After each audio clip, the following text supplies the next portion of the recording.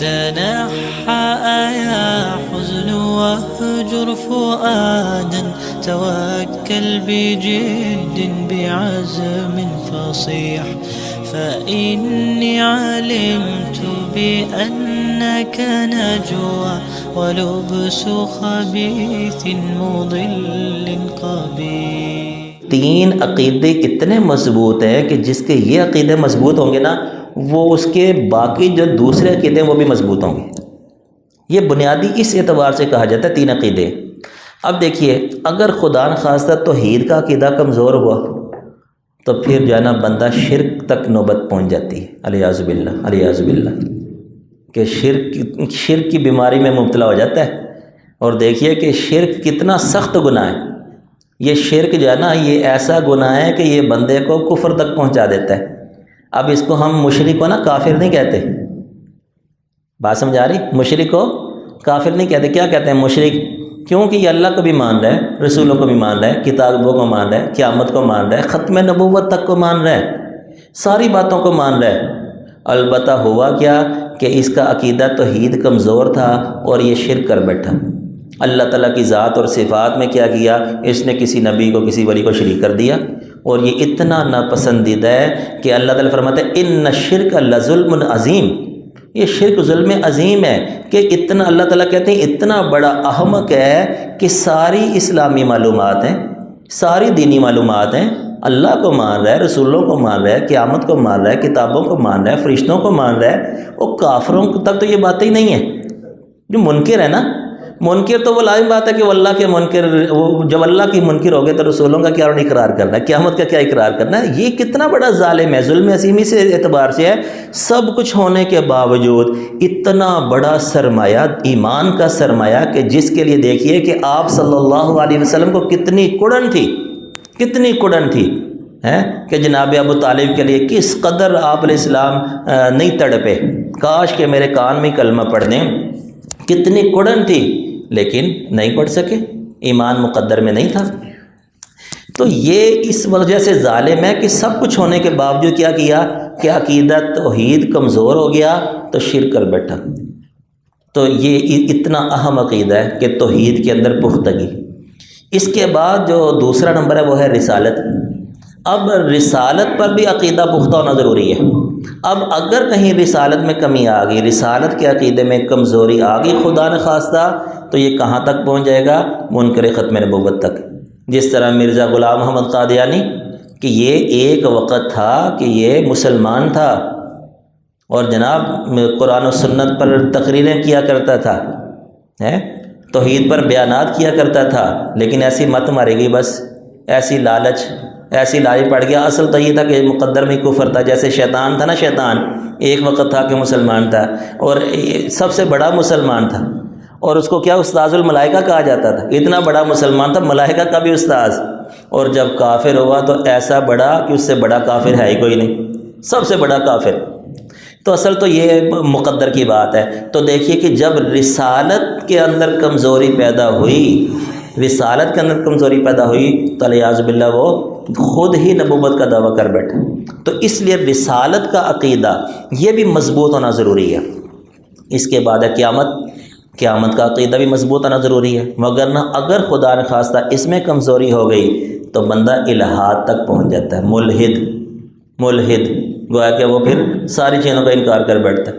تو یہ اس اعتبار سے تینوں عقیدے ایسے بنیادی ہیں کہ اگر کسی ایک کے اندر بھی کمزوری آئے گی تو پھر بندہ کیا کر بیٹھے گا کہ وہ یا تو توحید کمزور ہوئی تو شرک تک پہنچ جائے گا، رسالت کمزور ہوئی تو ختم نبوت کا انکار کر بیٹھے گا، اور اگر قیامت پر عقیدہ کمزور ہوا تو ملحد بن جائے گا. تو اس اعتبار سے تین عقیدے بہت ہی انتہائی اہم ہیں. اچھا، اس کے بعد جو ہے نا یہ بات سمجھیے کہ عقیدے کی اہمیت، کہ عقیدہ کیوں اس قدر ضروری ہے. عقیدے کے لیے دیکھیے کہ ایک مثال دے کے سمجھایا گیا کہ اللہ تعالیٰ فرماتے ہیں کہ جس کا عقیدہ غلط ہوا، بھئی آپ ہی سلائڈ کریں، مجھے تو نہیں پتہ چل رہا، پیچھے کریں، پیچھے کہاں سے آنا ہے، پیچھے لے جائیں.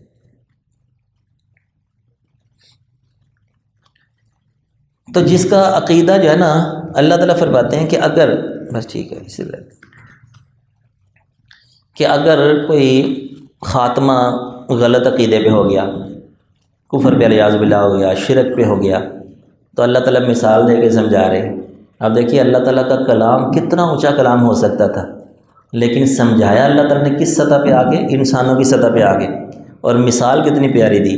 اللہ تعالیٰ فرماتے ہیں کہ جس کا عقیدہ غلط ہوا نا، غلط عقیدہ ہوا، یا شرک لے کر آیا، کفر لے کر آیا، یا الحاد لے کر آیا، منکر ختم نبوت ہو گیا، تو اس کا جنت میں جانا ایسے ہی ہے، ایسی محال ہے، حتیٰ یلج الجمل فی سم الخیاط، حتیٰ یلج الجمل فی سم الخیاط۔ کتنی پیاری مثال دے کے سمجھایا کہ ایسے مشکل ہے کہ جیسے سوئی کے ناکے میں سے اونٹ کو گزارنا۔ مثال کون دے رہے ہیں؟ اللہ تعالیٰ۔ کتنی پیاری مثال دے رہے ہیں عام لوگوں کو سمجھانے کے لیے کہ جنت میں جانا، عقیدہ غلط ہے تو جنت میں جانا ایسے ہی محال ہے کہ جیسے سوئی کے ناکے میں سے اونٹ کو گزارنا۔ اب سوئی کے ناکے میں سے کہاں اونٹ گزر سکتا ہے؟ تو اللہ تعالیٰ فرما رہے ہیں پھر وہ کہاں جنت جا سکتا ہے؟ جنت نہیں جا سکتا۔ اسی طرح امام اہل سنت شیخ الحدیث مولانا سرفراز خان صفدر صاحب رحمۃ اللہ علیہ، انہوں نے 2 مثالیں دے کے سمجھایا عقیدہ کس قدر ضروری ہے، صحیح عقیدہ ہونا کس قدر ضروری ہے۔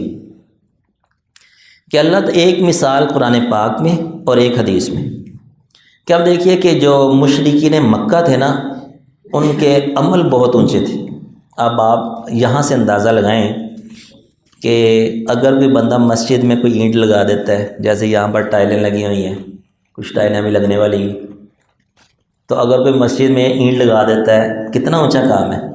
ہمارے لوگ کتنا اچھا سمجھتے ہیں۔ حافظ صاحب آپ سب میں حرام فرما رہے ہیں، تھوڑی توجہ سے، تھوڑا سا ٹائم نہیں، آنکھیں کھول کے سن رہے ہیں ٹھیک ہے، فرنٹ سیٹ پہ بیٹھے ہیں تو جو آپ کی طرف ہے۔ تو دیکھیے کہ اگر مسجد میں کوئی اینٹ لگا دیں تو کتنا اونچا عمل ہے، کتنی سادہ سمجھ دیں۔ تو جو مشرکین مکہ تھے نا، وہ کیا کیا کرتے تھے جناب؟ بیت اللہ میں اینٹیں لگائی انہوں نے، بیت اللہ کی تعمیر۔ اجعلتم سقایۃ الحاج و عمارت المسجد الحرام، کہ بیت اللہ کی تعمیر کس نے کی؟ مشرکین مکہ نے۔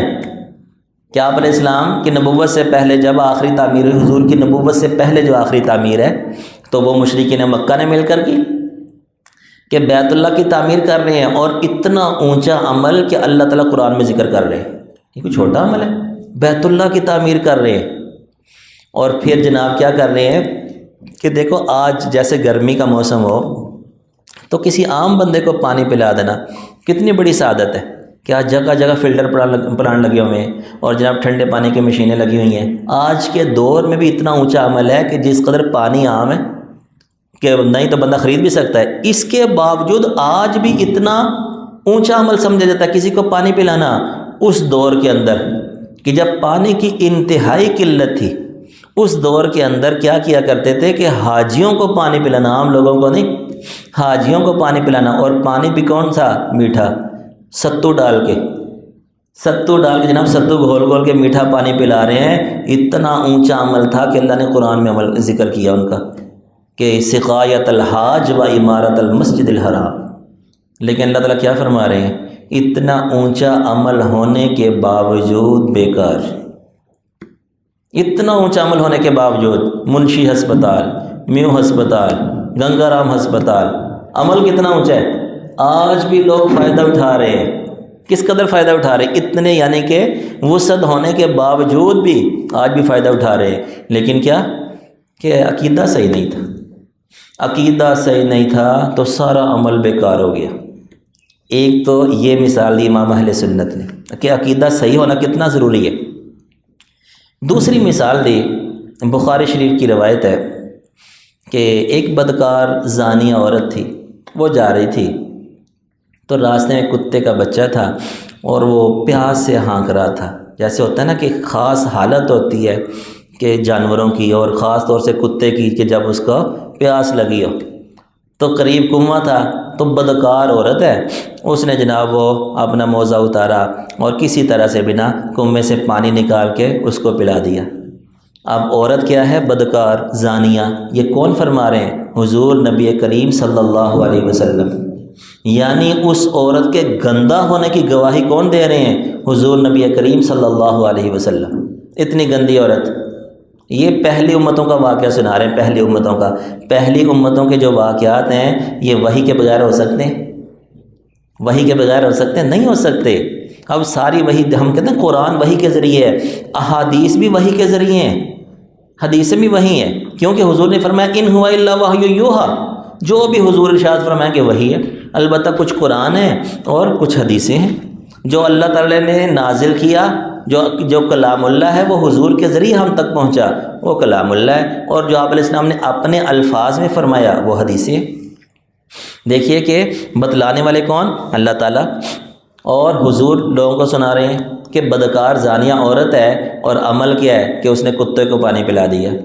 تو اللہ تعالیٰ نے اس عمل پہ ہی اس کو بخش دیا. اب دیکھیے کہ یہاں سے آپ اہمیت کا اندازہ لگائیں کہ عقیدہ صحیح تھا تو کتے کو پانی پلا کر بھی جنت میں چلی گئی، اور ادھر عقیدہ خراب ہے تو حاجیوں کو ستو پلا کر بھی جہنم میں جا رہے ہیں. یعنی عقیدے کی کس قدر اہمیت ہے.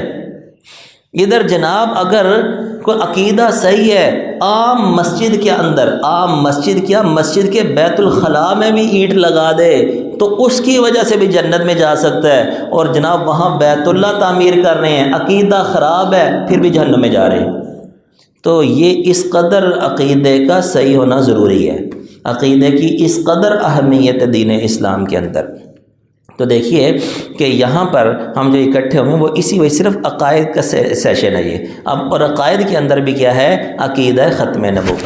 اب جو ہے نا عقیدہ ختم نبوت کے متعلق، ختم نبوت کہتے کسے ہیں، اس کی تعریف کیا ہے، وہ میں آپ کو عرض کرتا ہوں کہ ختم نبوت کی تعریف یہ نظر بھی آ رہی ہوگی کہ حضرت محمد صلی اللہ علیہ وسلم اللہ کے آخری نبی ہیں. حضرت محمد صلی اللہ علیہ وسلم اللہ کے آخری نبی ہیں. آپ صلی اللہ علیہ وسلم کے بعد کسی کو نبوت نہیں دی جائے گی، ٹھیک ہے، اور آپ کے بعد کوئی نبی پیدا نہیں ہوگا. یہ ہے عقیدہ ختم نبوت کی تعریف. اگر کوئی تھوڑی سی اور کہ جیسے عام طور سے لوگ خلاصہ یا مفہوم یہ بیان کر دیتے ہیں کہ آپ کے بعد کوئی نبی نہیں آئے گا، اس طرح بھی کہہ دیتے ہیں نا، ہے یہ بھی صحیح کہ آپ علیہ السلام کے بعد کوئی نبی نہیں آئے گا، یہ بھی صحیح ہے. لیکن جو ہے نا وہ چونکہ بعض لوگ پھر جو ہے نا وہ جو وہی میں نے کہا کہ جو عقیدے میں کیا سوراخ کرتے ہیں نا، شکوک و شبہات ڈال کے، وسوسے ڈال کے، وہ پھر کیا کرتے ہیں، وہ کہیں گے کہ تم کہتے ہو نبی نہیں آئے گا تو اس کا مطلب ہے عیسیٰ علیہ السلام نہیں آئیں گے. تو پھر وہ ادھر چلے جاتے ہیں کہ عیسیٰ علیہ السلام تم کہتے ہو وہ بھی آئیں گے، تم کہتے ہو نبی نہیں آئے گا، پھر کہتے ہو وہ بھی آئیں گے. تو لہذا دیکھیے کہ ہم نے تعریف کیا کہ حضور کے بعد کسی کو نبوت نہیں دی جائے گی، کیونکہ ان کو تو نبوت پہلے دی گئی. اب وہ آئیں گے صحیح، تو دیکھیے کہ وہ اپنی کتاب، صاحب کتاب ہونے کے باوجود، اب عیسیٰ علیہ السلام پر کون سی کتاب نازل ہوئی؟ کون سی؟ انجیل. اب انجیل ان کی اپنی کتاب ان پر نازل ہوئی، اس کے باوجود انجیل پر عمل نہیں کروائیں گے، کیونکہ وہ ساری کتاب میں سارے دین منسوخ، اپنا دین تھا ان کا، دین کے احکامات تھے، اس کے باوجود اس پر عمل نہیں کروائیں گے. کیوں؟ کہ وَمَن يَبْتَغِ غَيْرَ الْإِسْلَامِ دِينًا فَلَن يُقْبَلَ مِنْهُ، کہ اب دین اسلام کے علاوہ کوئی بھی پہلے والا دین لے کر آئے گا ہرگز قبول نہیں کیا جائے گا. جب دین اسلام آ گیا، آخری نبی آ گئے، سارے ادیان منسوخ ہو گئے. تو عیسیٰ علیہ السلام آئیں گے اور ہماری شریعت پر عمل کروائیں گے، ہمارے قرآن و حدیث پر عمل کروائیں گے. تو دیکھو ہم نے تعریف ہی یہ کی، کوئی اعتراض ہی نہ کرے. ہم یہ کہتے ہیں کسی کو نبوت نہیں دی جائے گی. مرزا تو یہی کہتا ہے نا کہ مجھے نبوت دی گئی الیاذ باللہ. تو آپ کہتے ہیں عیسیٰ علیہ السلام تو پہلے کے نبی ہیں، وہ آئیں گے لیکن نبوت ان کی پہلے کی ہے. تو حضور کے بعد کسی کو نبوت نہیں دی جائے گی. آپ علیہ السلام کے بعد کوئی نبی پیدا نہیں ہوگا، کیونکہ وہ تو پہلے کے پیدا ہوئے ہیں، آسمانوں پر زندہ ہیں. اس لیے ہم نے یہ تعریف کی.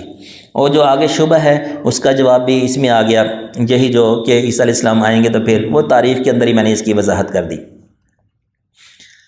اچھا اب دیکھیے کہ اس کا حکم اسلام میں جو عقیدہ ہے اس کا حکم کیا ہے کہ اب الیاذ باللہ کہ اگر کسی کا عقیدہ تھوڑا سا بھی شک ہو گیا نا ختم نبوت پر تو بندہ دائرہ اسلام سے خارج ہے، بلکہ یہاں تک علماء نے مسئلہ لکھا ہوا ہے کہ جیسے قادیانی ہے نا، یہ کیا کرتے ہیں، ایک وسوسہ یہ ڈالتے ہیں کہ بھائی تم استخارہ کر لو، تم کیا کر لو، استخارہ کر لو۔ تو اب لازم بات ہے جب استخارہ کوئی بندہ کرے گا، سوئے گا، تو کون، شیطان ہی نظر آئے گا، تو شیطان آ کے دھوکہ ہی ڈالے گا اس کو۔ تو یہ فقہا یہ مسئلہ بیان فرماتے ہیں کہ اگر کسی بندے نے استخارے کے لیے جو اگر دو نفل پڑھنے کی نیت کر دی کہ چلو میں 2 نفل پڑھ کے استخارہ کرتا ہوں، اور جیسے اس نے اللہ اکبر کہا کافر ہو جائے گا۔ اندازہ کریں کہ کیا رہا ہے، اللہ اکبر، اور کافر ہو جائے گا۔ کیوں کہ وہ استخارے کے نفل پڑھ رہے ہیں، گویا کہ اس نے حضور کی ختم نبوت میں کیا کیا، شبہ، شک پیدا ہو گیا۔ جیسے حضور کی ختم نبوت میں شک پیدا ہو گیا، وہ کیا ہوئے گا، دائرہ اسلام سے خارج۔ تو اس وجہ سے یہ اہم عقیدہ ہے۔ یہ اسی طرح امام ابو حنیفہ رحمۃ اللہ کا فتویٰ ہے، فقال ابو حنیفہ من طلب منہ علامتا فقد کفر، کہ اگر کسی بندے نے دلیل مانگ لی، اب کوئی مرزائی الیاذ باللہ وہ جو ہے نا کسی کو دعوت دے رہا ہے اور کوئی مسلمان کیا کہہ رہا ہے کہ یار تم اس کی کوئی دلیل دو۔ دیکھیے کتنا نازک معاملہ ہے۔ یہ میں نے کہا نا کہ جتنی نشستیں اتنی اہم ہوتی ہیں کہ بہت سی چیزیں ہمارے علم میں نہیں ہوتی، اور اتنا لمبا عرصہ جا کے بندہ کوئی پڑھ نہیں سکتا مدرسوں کے اندر، تو یہ چھوٹی چھوٹی نشستیں ہوتی ہیں، بڑی قیمتی باتیں جو ہمارے لیے ان پر ہمارے علم میں ہونا واجب ہے، ان باتوں کو سیکھنا واجب ہے۔ یہ جو ہوتا ہے نا، نماز فرض ہو گئی نا، تو نماز کے مسئلے سیکھنے بھی فرض ہو جاتے ہیں۔ ان باتوں پر عقیدہ رکھنا واجب اور فرض ہے، تو اتنے مسائل کا سیکھنا بھی فرض ہے۔ بات سمجھ آئی؟ تو اگر کوئی بندہ کیا کر رہا ہے کہ وہ دعوت دے رہا ہے، اور دوسرا بندہ مسلمان کیا کہتا ہے، اچھا یار مجھے دلیل تو دو، تو جیسی دلیل مانگے گا، امام ابو حنیفہ کیا فرما رہے ہیں، فقد کفر، کافر ہو جائے گا، کیونکہ آپ علیہ السلام نے فرمایا لا نبی بعدی، میرے بعد کوئی نبی نہیں۔ اچھا اب دیکھیے کہ جو ختم نبوت کی مشہور آیت، اس کو بھی سمجھنا چاہیے۔ آیت تو آپ نے سن رکھی ہوگی، ما کان محمد ابا احد من رجالکم ولکن رسول اللہ وخاتم النبیین وکان اللہ بکل شیء علیما۔ ما کان محمد، کہ محمد صلی اللہ علیہ وسلم تم مردوں میں سے کسی کے باپ نہیں۔ اب یہ بھی ایک سمجھنے والی چیز ہے کہ دیکھو کہ کہا کیا جا رہا ہے کہ محمد جو ہیں مردوں میں سے کسی کے باپ نہیں، البتہ اللہ کے رسول ہے۔ ایک طرف بات اور ہو گئی ہے، اور آگے بالکل جو مضمون تھا بالکل چینج ہو گیا کہ محمد مردوں میں سے کسی کے باپ نہیں ہے، اور آگے کہا جا رہا ہے اللہ کے رسول ہے۔ تو یہ جو تبدیل ہو رہا ہے اس کا کیا تعلق ہے آپس میں، کہ مردوں میں سے کسی کے باپ نہیں ہے؟ اللہ تعالیٰ نے دیکھیے جو آیت مبارکہ بھی نازل کی نا، یعنی ہر قسم کے شبے کو بھی ختم کر دیا۔ عام طور سے ایسا ہوتا ہے کہ جو بیٹا ہوتا ہے وہ کیا ہوتا ہے، وارث ہوتا ہے نا، بیٹا ہی وارث ہوگا نا، اور گدی پر کون بیٹھتا ہے، بیٹا ہی بیٹھتا ہے۔ تو اب دیکھیے کہ اب اگر حضور کا بیٹا ہوتا تو اب کیا ہو سکتا تھا کہ کسی کے بندے کے دل میں آ جائے کہ یار چلو بیٹا تو وارث ہو سکتا ہے، تو حضور کی نبوت کے اندر کسی کو میراث کا شبہ بھی نہ ہو، تو یہ فرمایا کہ حضور تو مردوں میں سے کسی کے باپ ہی نہیں، بیٹا ہے ہی نہیں۔ اگر پیدا ہوئے ہیں تو وہ جلدی بچپن میں ہی فوت ہو گئے، یعنی کوئی ایسا بچہ تھا ہی نہیں آپ علیہ السلام کا کہ جو بلوغت کی حد تک پہنچو۔ تو حضور تو بالغ مردوں میں سے کسی کے باپ ہی نہیں ہے، تو جب باپ ہی نہیں ہے تو نبوت میں وارث کیسے ہوگا؟ ایک طرف تو اس کی نفی کر دی، اور دوسرا آگے جا کے فرمایا ولاکن رسول اللہ، لیکن اللہ کے رسول ہے، اللہ کے رسول ہے، اور آگے کہا وخاتم النبیین، وخاتم النبیین۔ حالانکہ یہاں ہونا چاہیے تھا کہ ولاکن رسول اللہ وخاتم الرسل، اللہ کے رسول ہے اور آخری رسول ہے، ہونا تو یہ چاہیے تھا، لیکن کیا کہا جا رہا ہے کہ ولاکن رسول اللہ وخاتم النبیین، کہ اللہ کے رسول ہیں اور آخری نبی ہیں۔ اس کی وجہ دیکھیے کہ جیسا کہ آپ نے سن رکھا ہے، مشہور و معروف بات ہے کہ رسول خاص ہوتا ہے، نبی عام ہوتا ہے۔ رسول اس کو کہتے ہیں کہ جس کو کتاب بھی دی جاتی ہے، جیسے موسیٰ علیہ السلام رسول ہیں، عیسیٰ علیہ السلام رسول ہیں، ان کو کتاب بھی دے گی، اللہ کے رسول ہیں، جو رسول ہوتا ہے نبی بھی ہوتا ہے۔ لیکن نبی بہت زیادہ ہیں، ہزاروں میں ہیں، ان پر کتاب نازل نہیں ہوتی، وہ نبی ہیں لیکن رسول نہیں ہیں۔ تو نبی عام ہے، گویا کہ نبی کا درجہ کم ہوتا ہے، اور رسول کا کیا ہے؟ جو رسول ہوتا ہے وہ رسول بھی ہوتا ہے اور نبی بھی ہوتا ہے۔ تو یہاں پر کہہ دیا کہ وہ اللہ کے رسول ہیں، وخاتم النبیین، اور آخری نبی ہیں۔ رسول تو دور کی بات، کوئی نبی بھی پیدا نہیں ہو سکتا، نبوت کی نفی کر دی، یعنی کوئی اور نبی ہو ہی نہیں سکتا۔ رسالت تو نبوت کے بعد ہے نا، پہلے نبوت ملتی ہے، پھر کتاب ملتی ہے، گویا کہ پھر رسول بن جاتے ہیں۔ پہلے نبوت ملتی ہے، پھر شریعت ملتی ہے، گویا کہ رسول بن جاتے ہیں۔ تو یہاں ابتدا سے نفی کر دی کہ وہ آخری نبی ہیں، کہ نبی آ ہی نہیں سکتا، اس وجہ سے یہاں چینج کیا، وَلَٰكِن رسول اللہ وخاتم النبیین، لیکن آپ علیہ السلام کے اللہ کے رسول ہیں اور آخری نبی ہیں۔ وَكَانَ اللَّهُ بِكُلِّ شَيْءٍ عَلِيمًا، اور اللہ ہر بات کو خوب جاننے والا ہے کہ اب یہ آخری نبی ہیں، ان کے بعد نبی کی کوئی ضرورت نہیں، اللہ تعالیٰ ہر بات کو خوب جاننے والا ہے۔ اچھا، اسی طرح جو ہے نا، یہ تو میں نے ایک آیت پیش کی، چونکہ وقت بھی اتنا پورا ہی ہے، یہ جتنی باتیں جو ہے نا، یہ نشست کا مقصد بھی اتنا ہی ہوتا ہے کہ جتنی بات مل جائے وہ ہضم بھی ہو جائے، وہ یاد بھی ہو جائے، کیونکہ یہ ہوتا ہے کورس، یہ بیان نہیں ہے کہ بیان کے اندر تو بندہ بیان سنتا ہے اور سبحان اللہ اور پھر بندہ چلا جاتا ہے۔ یہ ایک سبق ہے، سبق کے اندر کچھ باتیں سیکھنے والی ہوتی ہیں۔ تو دیکھیے کہ اس نشست کے اندر ایک آیت کو سکھانا مقصود ہے، امید ہے انشاءاللہ سمجھ آ گئی ہوگی۔ آیات تو اور بھی ہیں، دیکھیے مفتی شفیع صاحب رحمۃ اللہ کتاب ہے ختم نبوت، مفتی شفیع صاحب رحمۃ اللہ علیہ، ایک کتاب ہے، ویسے تو ہر گھر میں ہونی چاہیے۔ اس کے اندر ہر نے تقریباً 100 کے قریب آیتیں اکٹھی کی ہیں اور 210 کے قریب تقریباً حدیثیں اکٹھی کی ہیں۔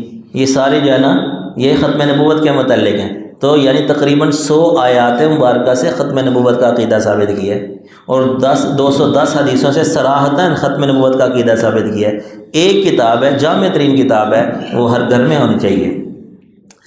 تو اب ایک یا دو حدیثیں بھی سن لیں۔ دیکھیے کہ یہ معجم کبیر حدیث کی کتاب ہے، اور جو حدیث ہے وہ بہت مشہور ہے، کئی حدیث کی کتابوں میں آتی ہے۔ عن ابی محمد الباہلی قال سمعت رسول اللہ صلی اللہ علیہ وسلم یقول فی خطبۃ عامۃ حجۃ الوداع ایھا الناس انہ لا نبی بعدی ولا امۃ بعدکم، کہ حجۃ الوداع جو آپ علیہ السلام نے آخری حج کیا، تو اس موقع پر، اس کے بعد تو تھوڑا ہی عرصہ آپ علیہ السلام حیات رہے، پھر وصال ہو گیا آپ علیہ السلام کا، تو اس موقع پر آپ علیہ السلام نے لوگوں سے کہا کہ انہ لا نبی بعدی ولا امۃ بعدکم،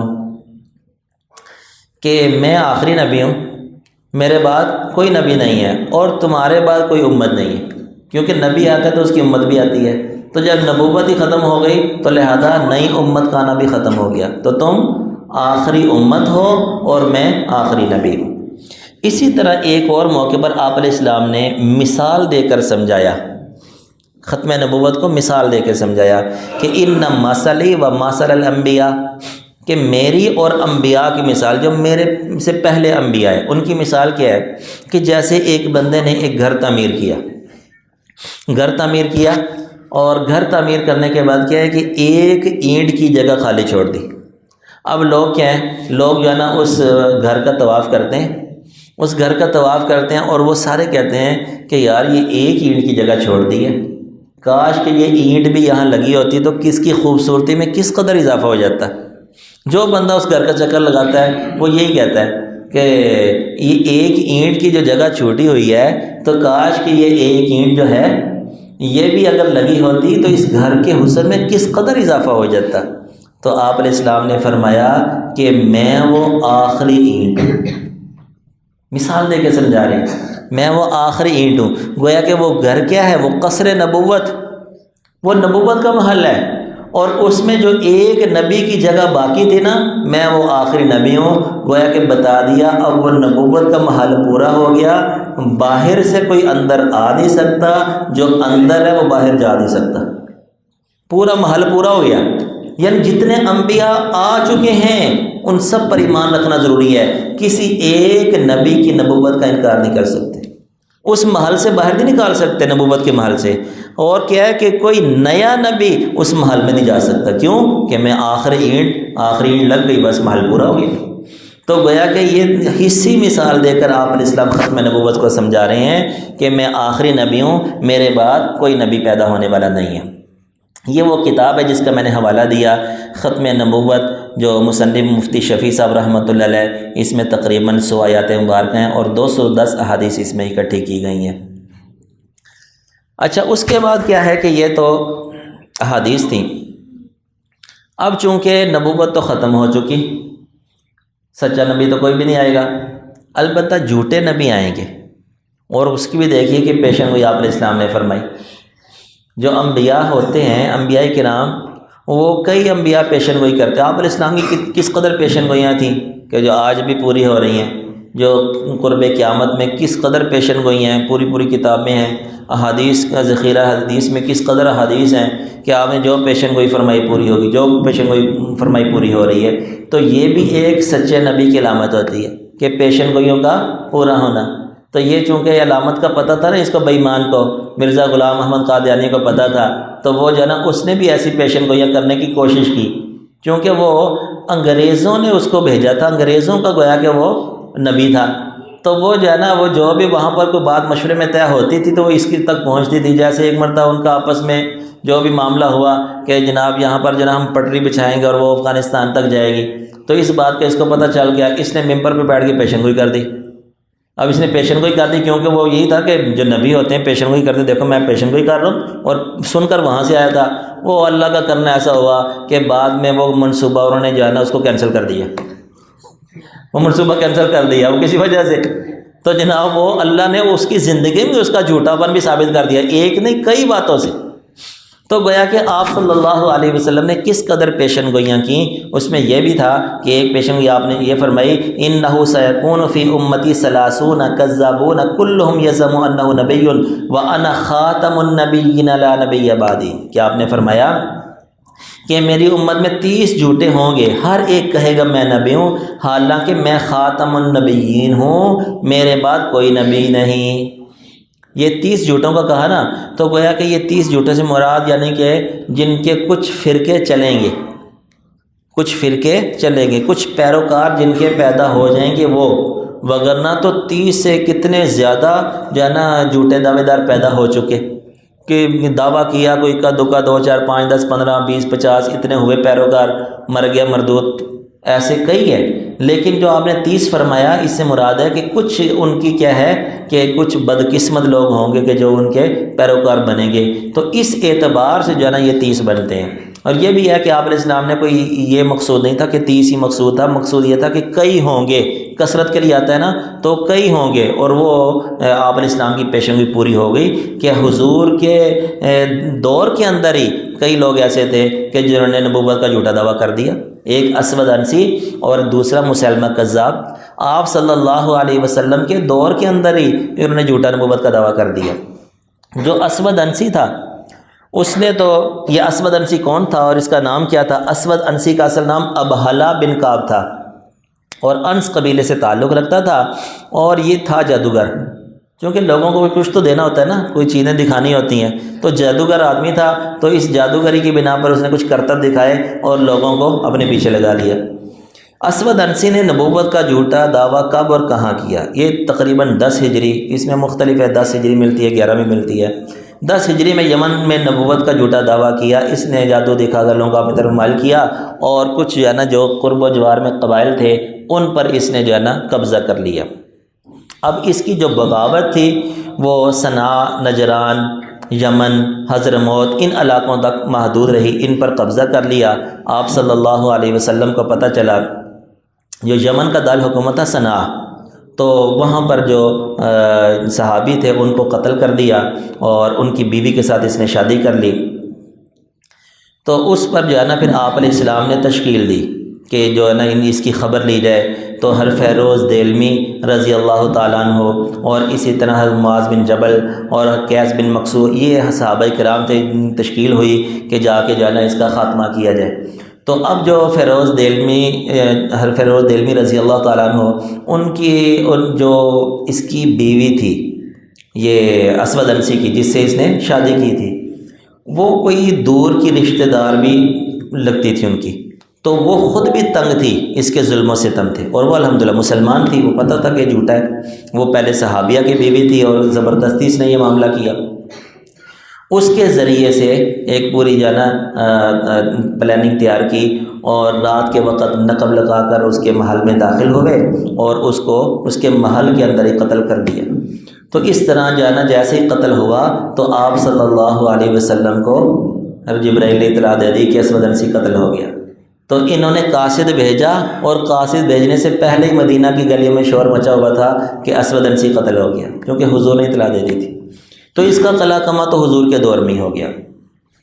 دوسرا تھا مسیلمہ کذاب، دعویٰ تو اس نے حضور کے دور میں کر لیا تھا، اور بلکہ جو ہے نا اس نے آپ علیہ السلام کو خط بھی لکھا تھا، اس نے خط بھی لکھا، اور خط کے اندر یہ دعوت دی علیہ باللہ کہ نبوت میں مجھے بھی شریک کر لیجئے علیہ باللہ، اور یہ بھی کہا کہ چلو ایسے نہیں کرتے تو پھر مجھے خلیفہ ہی منتخب کر لیں، یعنی اس طرح کی شرائط لگا کر جو ہے نا وہ ایمان لانا چاہ رہا تھا۔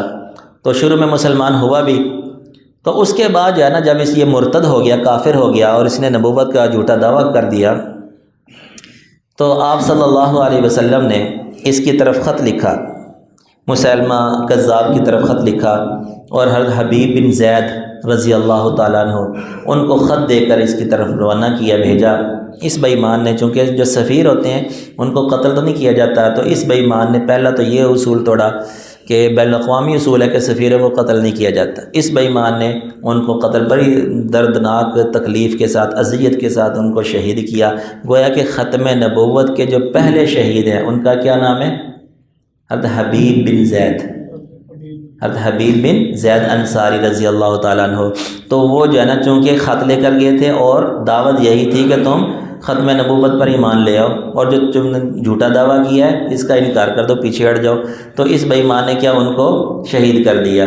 تو ختم نبوت کے پہلے شہید تھے حضرت حبیب بن زید رضی اللہ تعالیٰ عنہ۔ بہرحال آپ علیہ السلام کا وصال ہو گیا۔ پھر حضرت ابوبکر صدیق رضی اللہ عنہ کے دور کے اندر جو جنگ ہوئی، جنگ یمامہ، جنگ یمامہ کے نام سے مشہور ہے، وہ حضرت صدیق اکبر رضی اللہ عنہ کے دور میں ہوئی، اور اس میں پھر اس کا قلع کما ہوا۔ اور اس کا جو دیکھیں کہ ختم نبوت کس قدر اہم ہے، کہ آپ تقابل کیجئے باقی جنگوں کے ساتھ، کہ اسلام کے دفاع کے لیے آپ صلی اللہ علیہ وسلم کے دور نبوت میں جو جنگیں لڑی گئیں وہ تقریباً 83 ہیں، جس میں کچھ غزوات ہیں، کچھ سرایا ہیں۔ غزوہ اس کو کہتے ہیں کہ جس میں آپ علیہ السلام نے خود شرکت فرمائی، بنفس نفیس خود شریک ہو گئے، وہ 27، اور باقی جو ہے نا اس کو سرایا کہتے ہیں، وہ تقریباً 56 ہے۔ تو یہ حضور کے دور میں جنگیں ہوئیں، کتنی؟ 83۔ اچھا، ختم نبوت کے تحفظ کے لیے ایک، ٹھیک ہے، ایک ہوئی۔ اب شہداء کی تعداد کا اندازہ لگائیں آپ کہ اسلام کے دفاع کے لیے جو شہادتیں ہوئیں وہ کتنے؟ 259، یعنی ایک کم 260۔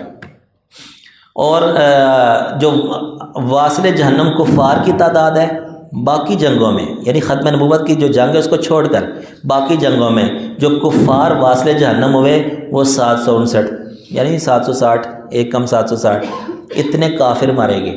یہ 83 جنگوں کا ہے، 83 جنگوں میں کتنے بند کافر مرے؟ 760۔ اور کتنے مسلمان شہید ہوئے؟ 259، ٹھیک ہے۔ اچھا، جو ختم نبوت کے لیے لڑی گئی اس میں ایک جنگ کے اندر جو صحابہ کرام شہید ہوئے 1200۔ 83 جنگوں میں کتنے صحابہ کرام شہید ہو رہے ہیں؟ 259۔ اور ایک ختم نبوت کے جو جنگ لڑی گئی اس میں ایک جنگ میں 1200 صحابہ کرام شہید ہو رہے ہیں، اور اس میں تقریباً 700 صحابہ کرام حافظ تھے۔ اس کے بعد تو فکر لاحق ہوئی کہ یہ قرآن پاک کو اکٹھا کرنا چاہیے، تدوین ہونی چاہیے۔ اس طرح جنگوں کے اندر جو ہے نا اگر شہادتیں ہوتی رہیں تو کہیں ایسا ہی نہ ہو کہ قرآن پاک کے اندر ہی کوئی خلل پیدا ہو جائے، تو پھر جو ہے نا صحابہ کرام کو شرح صدور ہوا۔ حضرت صدیق اکبر رضی اللہ عنہ لمبا واقعہ ہے، تو پھر جا کے تدوین ہوئی، سارا قرآن ایک جگہ پہ لکھا گیا۔ تو 1200 مسلمان شہید ہوئے، یعنی کہ ختم نبوت کی خاطر 1200 نے قربانی پیش کی۔ اور اس جنگ کے اندر جو کافر مرے وہ کتنے؟ 27,000۔ دیکھیے کہ اسلام امن کی دعوت دیتا ہے، لیکن جب معاملہ آ گیا ختم نبوت کا تو پھر 27,000 کے 27 لاکھ بھی سامنے آ جائے، پرواہ نہیں ہے۔ اور یہاں 1200 کیا 12 لاکھ بھی مسلمان قربانی دینے کے لیے تیار ہیں انشاءاللہ۔ تو یہ اتنا اہم عقیدہ ہے کہ دیکھیے کہ صحابہ کرام نے اس وقت قلع کما نہ کیا ہوتا، یہ مثالیں پیش نہ کی ہوتیں، تو آج تو چیدہ چیدہ ہی کوئی مسلمان ملتے۔ یہ تو ان کی قربانیاں تھیں، انہوں نے بالکل سد باب کر دیا، گویا کہ دروازہ بند ہی کر دیا۔ اور اسی طرح جیسے میں نے کہا کہ پہلے شہید ختم نبوت حبیب بن زیاد رضی اللہ تعالیٰ عنہ، اس کو کس نے کیا؟ مسلمہ کذاب، اس نے شہید کیا۔ اور پہلے غازی ختم نبوت کے پہلے غازی ابو مسلم خولانی رحمۃ اللہ علیہ، تابعی ہیں، صحابی نہیں ہیں، تابعی ہیں۔ ان کا اصل نام عبداللہ بن صوب تھا۔ تو جب یہ فتنہ پیدا ہوا نا اسود انسی کا، تو اسود انسی جو کہ حضور کے دور میں یہ فتنہ شروع ہو گیا تھا، تو اس نے جانا یہ بھی یمن کے رہنے والے تھے، تو اس نے دعوت دی، بلایا، اور چونکہ اس کے جتنے بھی قرب و جوار میں سب لوگ تھے وہ سب اس پر ایمان لے آئے، گویا کہ مرتد ہو گئے، کافر ہو گئے، اس پر ایمان لے آئے۔ ان کو بلایا تو انہوں نے انکار کر دیا، انہوں نے کہا نہیں میں ایمان نہیں لاؤں گا۔ جب انہوں نے انکار کر دیا تو اس نے کہا کہ ان کو اتنی عبرتناک سزا دو کہ سارے لوگ جو ہے نا وہ عبرت حاصل کریں، کہ اگر اسود انسی نے کہا کہ مجھ پر جو ایمان نہیں لائے گا میں یہ حشر کروں گا۔ اپنی طرف سے تو بڑا اونچا پلان اس نے بنایا۔ تو خوب آگ دہکائی گئی، اور جو ہے نا اس کے بعد ان کو آگ میں ڈالا گیا۔ جب آگ میں ڈالا گیا اور کتنی دیر یہ آگ میں رہے، جب آگ بند ہوئی تو بالکل صحیح سالم، ایک بال بھی ان کا نہیں جلا۔ تو اب جناب کو جو ہے نا اس کے جو پیروکار تھے اس نے مشورہ دیا کہ یہ کوئی عام بندہ نہیں ہے، اس کو یہاں سے جلا وطن کر دو، اس کو یہاں سے نکال دو، کہیں ایسا نہ ہو کہ اس کو دیکھ کر جو باقی لوگ ہیں وہ بھی جو ہے نا تمہارے ایمان سے پھر جائیں۔ تو اس وجہ سے اس نے وہاں سے جلا وطن کر دیا، اور یہ جو ہے نا مدینہ منورہ پہنچ گئی۔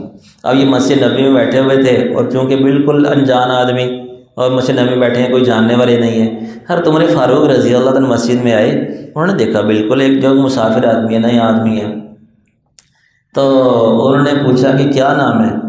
تو انہوں نے کہا میرا نام عبداللہ، ان کا اصل نام عبداللہ بن صوب تھا، عبداللہ۔ تو انہوں نے کہا کہاں سے آئے ہو آپ؟ انہوں نے کہا میں یمن سے آیا ہوں۔ اور چونکہ واقعہ بڑا مشہور ہو گیا تھا کہ یمن کے اندر یہ واقعہ پیش آیا، اب یمن اور سعودیہ میں کتنا کو فاصلہ ہے، تھوڑا سا تو فاصلہ ہے، بلکہ بعض سعودیہ کے ایسے علاقے ہیں کہ وہاں کھڑے ہوں تو یمن کی پہاڑیاں نظر آتی ہیں۔ تو واقعہ یہاں پہنچ چکا تھا کہ وہاں پر ایک اس طرح کا معاملہ ہوا ہے۔ تو وہ جو ہے نا اب جو ہے نا انہوں نے آگے سے کہا کہ وہاں پر ایک ہمارے بھائی کے ساتھ یہ معاملہ پیش آیا ہے کہ اس کو آگ میں ڈالا گیا اور وہ محفوظ رہا۔ تو انہوں نے کہا ہاں ایک ایسا معاملہ ہوا ہے، گویا کہ ظاہر نہیں کیا ایسا معاملہ ہوا ہے۔ حضرت عمر کی فراست، انہوں نے کہا کہ کہیں تم وہی تو نہیں ہو؟ اب آگے سے جھٹلا تو سکتے ہیں، جھوٹ تھوڑی بول سکتے تھے۔ انہوں نے کہا ہاں میں وہی ہوں۔ بڑے خوش ہوئے، اور پھر صدیق اکبر رضی اللہ تعالیٰ عنہ ان کے پاس لے گئے، اور جو ہے نا اللہ کا شکر ادا کیا کہ اللہ تعالیٰ نے ہمیں ایسے بندے کی دیدار کروا دیا کہ جو معاملہ حضرت ابراہیم علیہ السلام کے ساتھ پیش آیا تھا، ہماری امت کے اندر جس نوجوان کے ساتھ معاملہ پیش آیا، اللہ تعالیٰ نے ہمیں اس کا دیدار کروا دیا۔ تو یہ ہیں غازی ختم نبوت۔ غازی کہتے ہیں کہ جو جنگ سے بچ جائے۔ تو یہ پہلے غازی کون ہیں؟ ابو مسلم خولانی، جن کا نام عبداللہ بن صوب ہے۔ یہ بنیادی معلومات ہیں، چلے یہ بھی ہونی چاہیے۔ اچھا، اس کے بعد دیکھیے کہ یہ جو قادیانی تھا نا، یہ ایک دم سے اس نے ایسے ممبر پہ بیٹھ کے دعویٰ نہیں کر دیا کہ جناب مجھ پر ایمان لے آؤ۔ جیسے میں نے کہا نا کہ جو کفر یا وسوسے ڈالتے ہیں تو ایک دم سے وسوسے نہیں ڈالتے، بلکہ پہلے وہ سوال کرنا شروع کرتے ہیں، کوئی نہ کوئی ایسا سوال کر کے وہ شکوک و شبہات میں مبتلا کر دیں گے، پھر بعد میں آخر میں وہ اپنے جو مشن ہوتا ہے اس پر لے کر آتے ہیں۔ تو اسی طرح جو قادیانی تھا، اس نے جو ہے نا پہلے کیا کام کیا کہ جو قرآن و حدیث کے اندر کچھ الفاظ ہیں نا، ان کے کچھ معنی کے اندر تحریف کرنی شروع کی، کہ جو حدیث میں ملہم من اللہ کا آتا ہے، لفظ آتا ہے ملہم من اللہ، کہ ہر امت کے اندر ملہم من اللہ ہوتے ہیں۔ حضرت عمر فاروق کے بارے میں آتا ہے کہ آپ نے فرمایا جس کا مفہوم یہ ہے کہ ہر امت میں ایسے لوگ ہوتے ہیں جو ملہم من اللہ ہوتے ہیں، اور میری امت کے ملہم من اللہ وہ عمر ہیں۔ اس کی وجہ یہ تھی کہ آپ واقعات سنتے رہتے ہیں، کتنے ہی معاملات ایسے تھے کہ جس میں حضرت عمر فاروق رضی اللہ تعالیٰ عنہ وہ پہلے ہی جانا کہنا شروع کرتے یا رسول اللہ یہ معاملہ ایسا ہونا چاہیے، ایسا ہونا چاہیے۔ مثلا جیسے ازواج مطہرات ہیں، حضرت عمر فاروق عرض کرنے لگے یا رسول اللہ ازواج مطہرات کو پردہ کرنا چاہیے، یعنی پہلے تو پردے کا حکم نہیں تھا، ان کو پردہ کرنا چاہیے، پردہ کرنا چاہیے، کیونکہ ان کی شان بہت اونچی ہے، امت کی مائیں ہیں، تو ان کو جانا، ان کو پردہ کرنا چاہیے۔ تو آپ علیہ السلام تو وحی کے بغیر کچھ کہہ نہیں سکتے تھے، آخر کار حکم نازل ہو گیا، پردے کا حکم نازل ہو گیا کہ یہ پردہ کیا کرے۔ اسی طرح جانا عمر فاروق کہا کرتے تھے کہ یا رسول اللہ، یہ مقام ابراہیم ہے نا، یہاں نفلوں کا حکم ہونا چاہیے، طواف سے فارغ ہوتے ہیں نا تو 2 نفل جو شکرانے کے ہیں وہ مقام ابراہیم پر پڑھنے چاہیے، تو آپ اسلام سن کر خاموش رہتے۔ آخر کار جو ہے نا اللہ نے قرآن میں نازل کر دیا وَاتَّخِذُوا مِن مقام ابراہیم مصلی، کہ مقام ابراہیم پر نفل پڑھا کرو۔ تو یہ اور بھی تقریباً 13 کے قریب ہیں غالباً، علماء نے کچھ گنوائے ہیں، کچھ 9 کہتے ہیں، کچھ زائد کہتے ہیں، یعنی اتنے احکام ایسے ہیں کہ حضرت عمر فاروق رضی اللہ تعالیٰ عنہ وہ پہلے ہی کہنا شروع کر دیتے کہ یا رسول اللہ شریعت کا ایسا ہونا چاہیے حکم، ایسا ہونا چاہیے، ایسا ہونا چاہیے، لیکن حضور ان کی سنتے رہتے خاموشی، بعد میں وہی حکم نازل ہو جاتا۔ تو دیکھو یہاں تک کہ پھر آپ علیہ السلام نے یہ فرما دیا، یہ چونکہ مزاج شناس بن گئے، نبوت کے مزاج شناس بن گئے، شریعت کا مزاج جن کو سمجھ آ گیا تھا، اس لیے پہلے ہی اپنی فراست سے کہنا شروع کر دیتے تھے۔ حضور نے فرمایا کہ اگر میرے بعد کوئی نبی ہوتا تو عمر ہوتا، یعنی اس قدر فراست تھی ان کے اندر، اگر میرے بعد کوئی نبی ہوتا تو عمر ہوتا۔ تو گویا کہ ملہم من اللہ یہ ایک اصطلاح ہے، اور نیک لوگ ہوتے ہیں۔ تو اس بے ایمان نے کیا کیا، چونکہ یہ تو فاسق فاجر جو لوگ ہوتے ہیں، کافر ہوتے ہیں، ان کو ملہم نہیں ہوتا، وہ شیطان وسوسے ڈال رہا ہوتا ہے۔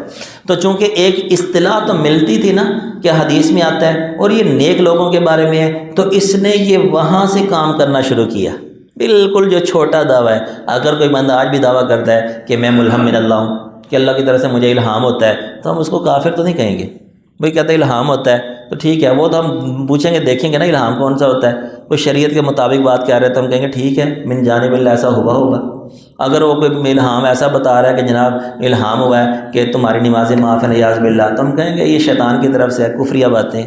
تو یہ ملہم من اللہ ایسا ہے کہ جیسے آج بھی ایسا ہوتا ہے کہ نیک لوگ ہوتے ہیں، ان کے دل میں کوئی ایسا الہام ہو جاتا ہے، کوئی نیک بات ان کے دل میں پیدا ہو جاتی ہے، تو یہ ہو سکتا ہے۔ تو اس نے وہاں سے کام شروع کیا کہ ملہم من اللہ کہا۔ تو لازمات مسلمانوں نے کوئی فتویٰ تھوڑی لگانا تھا کہ اگرچہ دعویٰ کرنا غلط ہے، جو نیک لوگ ہوتے ہیں وہ دعوے نہیں کرتے، جو نیک لوگ ہوتے ہیں۔ اب دیکھیں جیسے ماشاءاللہ آپ کے قریب میں مفتی حسن صاحب دامت برکاتہ اللہ علیہ ہیں، آتے جاتے رہتے ہیں، آپ بھی وہاں جاتے رہتے ہیں، تو آپ نے ان کی زبان سے کوئی دعویٰ سنا؟ کوئی دعویٰ سنا آج تک؟ یعنی یہ تو ہم کہہ رہے ہیں قریب کے لوگ ہیں جن کو ہم نے دیکھا ہے اور جن کی ولایت میں ہم کوئی شک نہیں کر سکتے، اللہ کے نیک آدمی ہیں۔ تو جو نیک لوگ ہوتے ہیں وہ دعوے نہیں کیا کرتے۔ تو گویا کہ یہ ملہم من اللہ من جانب اللہ لوگ ہوتے ہیں، لیکن اس نے یہ یہاں سے سلسلہ شروع کیا، سب سے چھوٹا دعویٰ، کم دعویٰ کیا ملہم من اللہ۔ اس کے بعد کیا مجدد، یہ بھی امت کے اندر ہوتے ہیں، مجدد بھی ہوتے ہیں، کہ جیسے بعض حدیث میں ثبوت ملتا ہے کہ ہر 100 سال میں مجدد ہوتے ہیں، کہ جو تجدید کرتے ہیں، جو رسومات اور بدعات دین میں پیدا ہو چکی ہوتی ہیں، وہ مجدد جو ہے نا اس کا ختم کرتا ہے، ٹھیک ہے۔ تو جیسے مجدد الف ثانی رحمۃ اللہ علیہ، ان کے نام کا لقب ہے مجدد، تو مجدد ہوتے ہیں۔ تو اس نے کیا کیا، پھر اگلا قدم رکھا مجدد کہنے پر، کہ میں مجدد ہوں، تجدید کرنے آیا ہوں۔ تو لازم بات ہے کہ مجدد کیا ہے، یہ بھی دعویٰ کرنے والا نہیں ہوتا، وہ امت نے ان کو کہا مجدد الف ثانی، کہ انہوں نے اس قدر دین کی خدمات سر انجام دی کہ ان کو لقب مل گیا مجدد الف ثانی۔ تو یہ تو دعوے کر رہے ہیں نا، تو جو مجدد ہوتے ہیں وہ دعوے نہیں کرتے۔ اس نے پھر یہ اگلا دعویٰ کیا مجدد ہونے کا۔ پھر معمور من اللہ، کہ اللہ کی طرف سے میں معمور ہوں، کہ مجھے معمور کیا گیا کہ میں دعوت و تبلیغ کا کام کروں۔ پھر اس کے بعد مسیل مسیح، اس نے کہا کہ اس نے کیا کیا، راستہ ہموار کر رہا ہے نا، اپنا راستہ سیدھا کر رہا ہے۔ تو اس نے کہا دیکھو کہ جو عیسیٰ علیہ السلام کے بارے میں آتا ہے نا قرآن و حدیث کے اندر، کہ عیسیٰ علیہ السلام کا ذکر آتا ہے کہ وہ آئیں گے، تو وہ عین عیسیٰ علیہ السلام وہ نہیں آئیں گے، وہ تو فوت ہو چکے ہیں، اور ان کی قبر بھی کشمیر میں کہیں ثابت کی کہ فلاں جگہ پہ ان کی قبر بھی ہے، تو وہ نہیں آئیں گے، بلکہ ان احادیث کا مطلب یہ ہے کہ مسیل مسیح عیسیٰ علیہ السلام کی مثل آئیں گے۔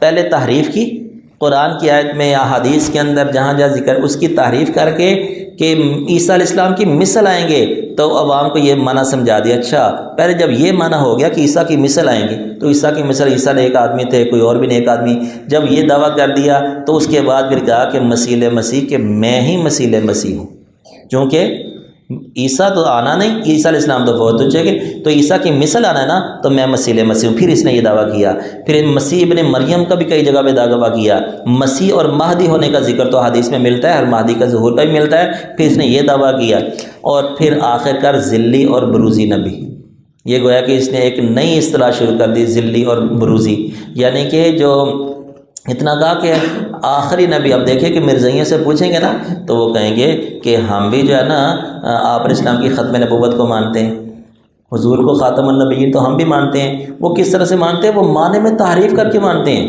وہ کہتے ہیں کہ خاتم النبیین، یہ خاتم انا مہر، نبیوں پر مہر لگانے والے، نبیوں پر مہر لگانے والے۔ اب جو نئے نبی آئیں گے حضور مہر لگائیں گے تو وہ نبی آئیں گے، جب حضور مہر نہ لگائیں تو نبی نہیں آئیں گے۔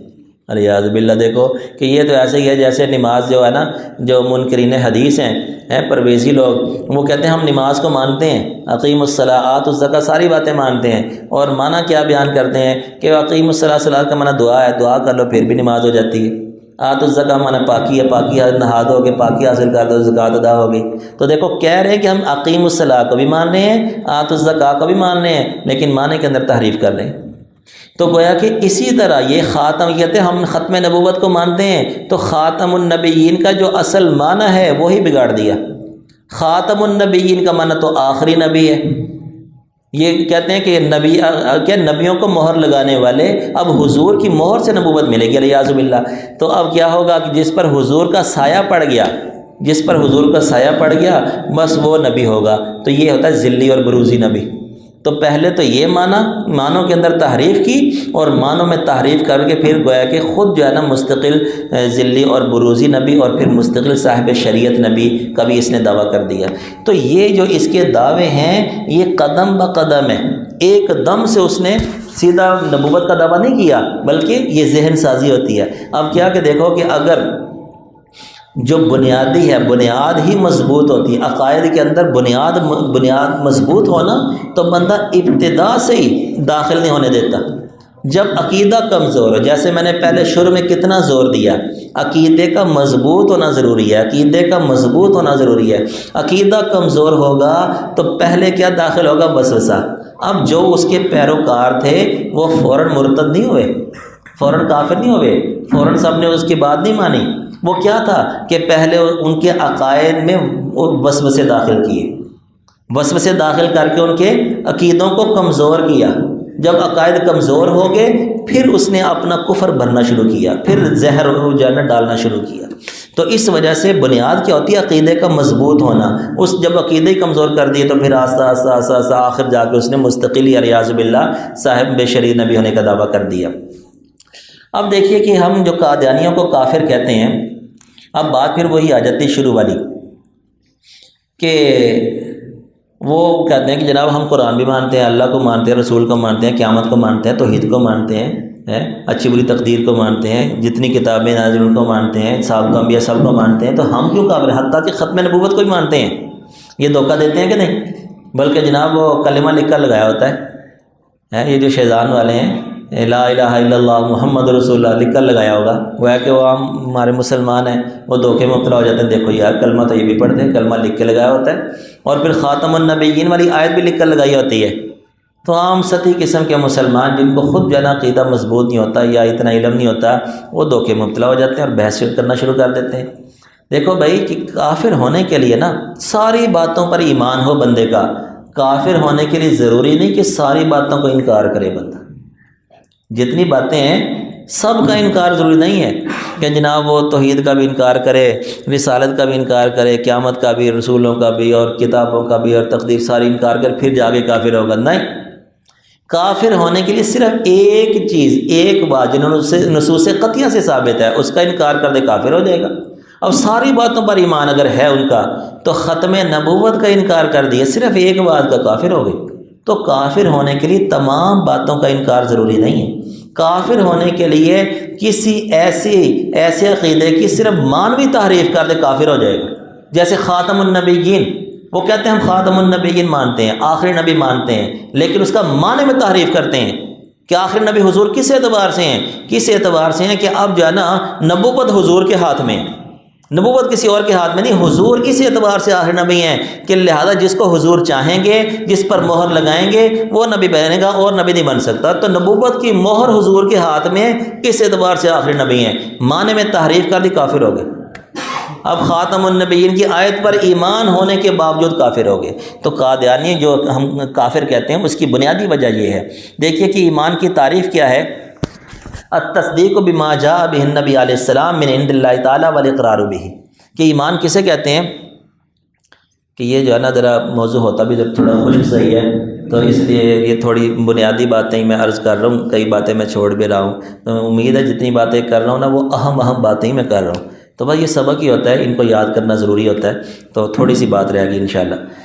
ایمان کی تعریف کیا ہے، وہ تمام امور جو آپ صلی اللہ علیہ وسلم اللہ کی طرف سے لے کر آئے ہیں ان کی تصدیق کرنا اور اس کا اقرار کرنا، یہ خلاصہ ہے۔ جو حضور شریعت لے کر آئے، بات ہی ختم ہو گئی نا، گویا کہ ساری شریعت آ گئی نا، اس میں جتنی بھی شریعت ہے جو حضور لے کر آئے اس کا اقرار کرنا، یہ ایمان ہے۔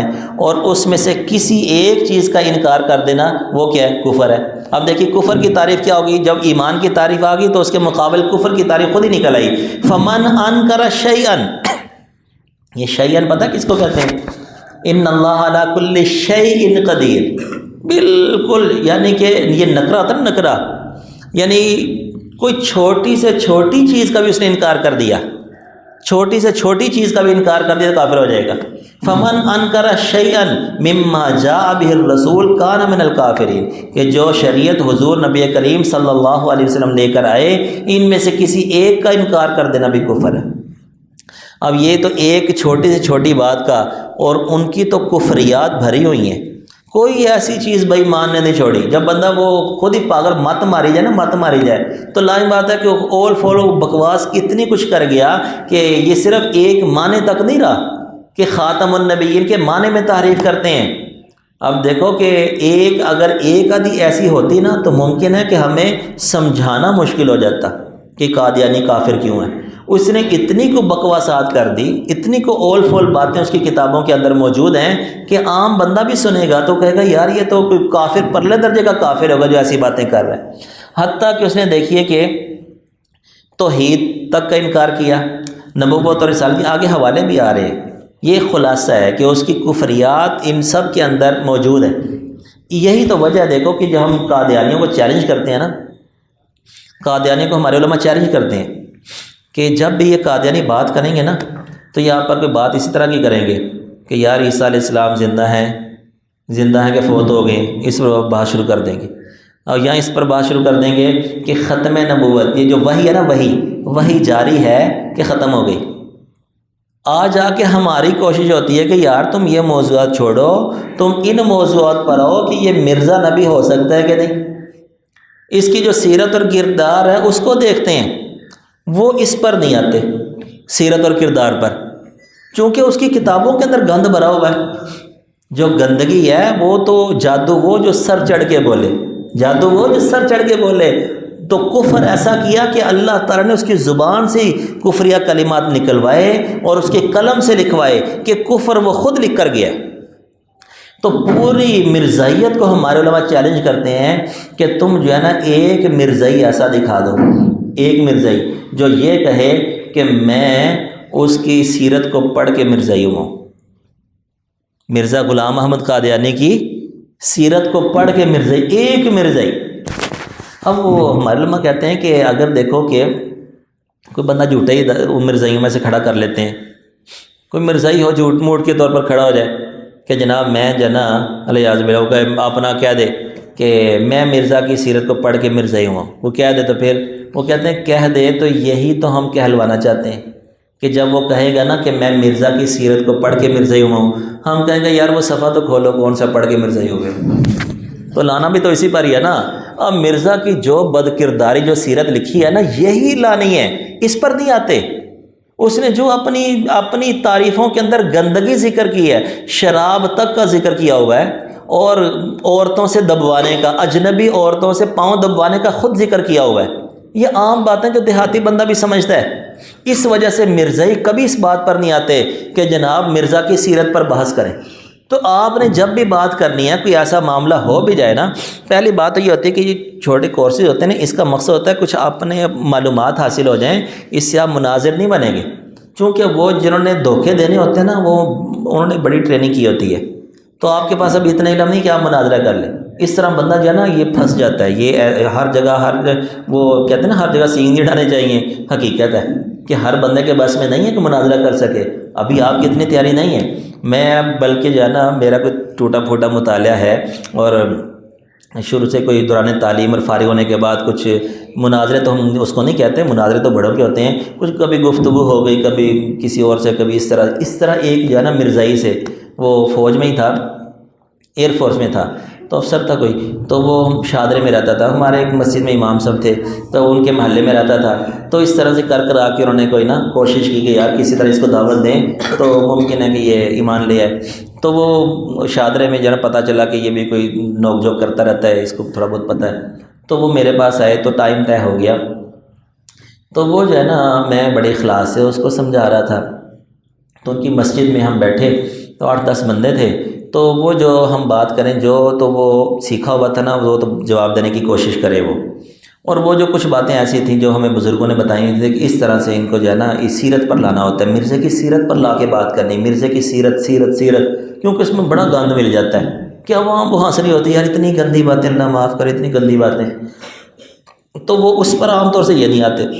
اچھا میں کچھ بات کروں تو کہتے ہیں اس کو پینڈنگ کر دیں، اس کو پینڈنگ، یہ الفاظ بھی یہی بولے اس کو پینڈنگ کر دیں، تو اچھا میں نے کہا، کہتا اگلی نشست میں، 2 نشست ہوئی، تیسری نشست میں نا وہ نہیں بیٹھا، اور اس نے کیا کیا، مجھ سے رابطہ کیا، اس نے کہا میں آپ سے اکیلے علیحدگی میں ملنا چاہتا ہوں، تو میں نے کہا چلو یار، میں ایک تو گھبرا بھی گیا، میں نے کہا یار یہ پتہ نہیں ہوتے بھی ایسے غلط قسم کے لوگ ہیں، تو میں نے کہا بھائی آپ ایسا کرو پھر ہمارے محلے کی مسجد ہے وہاں پر آپ آ جاؤ، تو وہاں پھر مل لیتے ہیں، تو بہرحال وہ آیا مسجد میں، اکیلے ہی آیا وہ، تو وہ نا کوئی لٹریچر لے کے آیا، لٹریچر تھی اور ایک CD تھی، اس نے کہا دیکھو کہ میں آپ کی باتوں کا جانا، میں اتنا وہ نہیں ہوں پڑھا لکھا، تو لہٰذا آپ جتنے سوال کیے نا اس سب باتوں کا جواب یہ ہمارے لٹریچر کے اندر ہے، یہ CD ہے آپ یہ سن لیں اور اس کے اندر ہے، بل میں نے پتا تھا کہ جتنی ہم نے کوشش کرنی تھی کر لیا، اس کا مقدر ہی ایسا تھا، تو بہرحال وہ آخری نشست ہماری ہوئی، وہ دیکھ کر جو ہے نا وہ چلا گیا، کہا تھا ہمارا اس موضوع پر بات نہیں ہوگی، نہ ہم ملیں گے، میرا تھا کہ جو باتیں رہتی ہیں میرے ذمے میں آپ تک پہنچا دیں، میں نے کہا چلو ٹھیک ہے۔ اچھا وہ مرزائیوں کا لٹریچر تھا، پہلی مطلب میرے ہاتھ لگا، تو وہ تو میں نے اتنا نہیں پڑھا، جو CD تھی نا وہ میں نے سنی، تو اس میں ان کا تھا مرزا ناصر، یہ جتنے بےایمان گزرے نا آج تک، ان کے وہ خلیفہ چلتے چلتے سارے آپ بھی پتہ ہی جو ہے، تو یہ جتنے بھی گزرے ان میں جو تھوڑا ہوشیار اور چالاک قسم کا تھا نا مرزا ناصر، یہ ان میں ذرا تیز آدمی تھا، ذہین آدمی تھا، تو وہ اس کی CD تھی۔ اچھا اس میں جو ہے نا وہ اپنے آپ کو سچا ثابت کرنے کے لیے، اپنے آپ کو سچا ثابت کرنے کے لیے اس نے ایک حدیث کا سہارا لیا، اور وہ حدیث بالکل صحیح حدیث ہے، بلکہ یعنی صحیح ستہ میں کئی جگہ پہ آتی ہوگی حدیث، اس نے وہ حدیث خطبے میں پڑھی، اور جب اس کی تشریح کرنی شروع کی، یقین جانیے 7-8 منٹ گزر گئے، 100% وہ اس سے یہ ثابت ہو رہا تھا کہ مرزائی جماعت حق پر ہے، یعنی کہ اللہ اکبر، یار یہ کیسے، اس نے حدیث تو صحیح پڑھی اس نے، میں واقعی اس لیے سنا رہا ہوں کہ آپ یہ کورس کے بعد مناظر نہیں بن جائیں گے کہ آپ مناظرے شروع کر دیں، ٹھیک ہے، چونکہ آپ میں ابھی علم کی کمزوری ہے، تو کیا ہوگا خدا نہ خواستہ وہ کوئی بڑا وار کر دے، اس سے خود ہی بندہ شکوک و شبہات میں مبتلا ہو جائے، اپنا ایمان کمزور ہو جائے، تو پھر اس وجہ سے مناظرے نہیں کرنے کی ضرورت، صرف اپنا عقیدہ مضبوط کریں، ان سے بحثیں نہیں کرنی، اگر کوئی ایسا ٹکر بھی جاتا ہے تو آپ کے پاس بڑے حضرات موجود ہیں، علماء موجود ہیں جو اسپیشلسٹ ہیں، آپ ان کے حوالے کریں، ان سے جواب لے کر ان کو دیں۔ اچھا میں نے دوبارہ پھر جو ہے نا وہ شروع سے سنی، اس نے پھر وہی حدیث پڑھی، اور حدیث پڑھنے کے بعد پھر وہ جب وہاں تک پہنچا تو پھر وہ اچھا تیسری مرتبہ اس نے حدیث پڑھی، میں نے کہا یار حدیث میں دیکھوں تو صحیح، اس میں صرف ایک لفظ کا اضافہ تھا جو حدیث میں تھا ہی نہیں، ایک لفظ کا اضافہ، قاضی صاحب صرف ایک لفظ میں 2 یا 3 حرف کا لفظ تھا، 2 یا 3 حرف کا ایک لفظ تھا، جو وہ خطبے میں حدیث کے دوران جو پڑھ رہا تھا حدیث، اس میں وہ اس کا اضافہ کیا اس نے، وہ ساری حدیث ان پر فٹ بیٹھ رہی تھی۔ یہاں سے دیکھیے کہ اب جب ہمارا ٹوٹا پھوٹا سا سلسلہ ہے تو میں تیسری مرتبہ جا کے اس کو پکڑا کہ کہاں دھوکہ دے رہا ہے یہ، حدیث صحیح ہے، ہم خود پڑھتے رہتے ہیں، بیان کرتے ہیں، تو یہ مرزائیوں پر تو صادق آ ہی نہیں سکتی، علیہ باللہ، وہ تو بے ایمان پرلے درجے کے کافر ہیں۔ وہ ایک لفظ کا اضافہ کر کے ساری حدیث فٹ کر گیا اپنے چکر میں۔ تو اس وجہ سے بلکہ اہل باطل کا مطالعہ بھی نہیں کرنا چاہیے، ان کے بیانات بھی نہیں سننے چاہیے، کیا ضرورت ہے سننے کی؟ اس میں شکوک و شبہات ہی ہوں گے نا، تو بندہ کا پہلے ایمان کمزور ہے، اور شکوک و شبہات اور شکوک و شبہات، تو بندہ ہر وقت الجھنوں میں رہے گا۔ میں ایک بندے کا گواہ ہوں اس بات کا کہ وہ جناب دوسروں کو سنتا ہے اور اس کی زندگی اجیرن بنی ہوئی، میں شیطان کہاں ٹھہرنے دے گا؟ ہر وقت وہ پریشان ہے، ہر وقت پریشان ہے کہ یار وہ یہ کہتے ہیں، آپ یہ کہتے ہیں، فلانا یہ کہتے ہیں، آپ یہ کہتے ہیں، فلانا وہ۔ بھائی اتنے فتنے ہیں یا اللہ کے بندے، کدھر جاؤ گے تم؟ کدھر جاؤ گے؟ کس کو سنو گے؟ اب اللہ کا شکر کرو، اللہ پاک نے حق راستہ دکھایا ہوا ہے، تو ان کو سننے کی کیا ضرورت ہے؟ جتنا اتنے ایسے لوگوں کو سنیں گے یا پڑھیں گے اتنے ہی الجھنوں کا شکار ہوں گے۔ تو اس وجہ سے صرف یہ جو نشست ہے اس کا مقصد یہ ہے کہ ہمیں کچھ معلومات حاصل ہو جائے، ہمارا اپنا عقیدہ مضبوط ہو جائے۔ تو یہ سارے اس کے دعوے ہیں جس کی وجہ سے یہ کفر کی وجوہات ہیں، صحابہ اکرام، قرآن و حدیث کی توہین، جہاد کی حرمت، حرمین شریفین اور تمام مسلمانوں پر کفر کا فتویٰ۔ آگے جو ہے نا وہ کچھ یعنی کہ ہمارے پاس ان کی کتابوں کے عکس ہوتے ہیں، تو اس کی ضرورت نہیں۔ بہرحال اگر کوئی یہ چیزیں لینا بھی چاہے، جیسے یہ جو ہے نا یہ نوٹس ہیں، اگر کوئی اس شکل میں لینا بھی چاہتا ہے تو وہ بھی قاری صاحب سے رابطہ کر لیں گے، تو انشاءاللہ ان کو ہم نوٹس بھی دے دیں گے۔ اللہ تعالیٰ سے دعا ہے جو کہا سنا اللہ تعالیٰ اس کی سمجھ کی توفیق عطا فرمائے۔ وآخر دعوانا الحمدللہ رب العالمین۔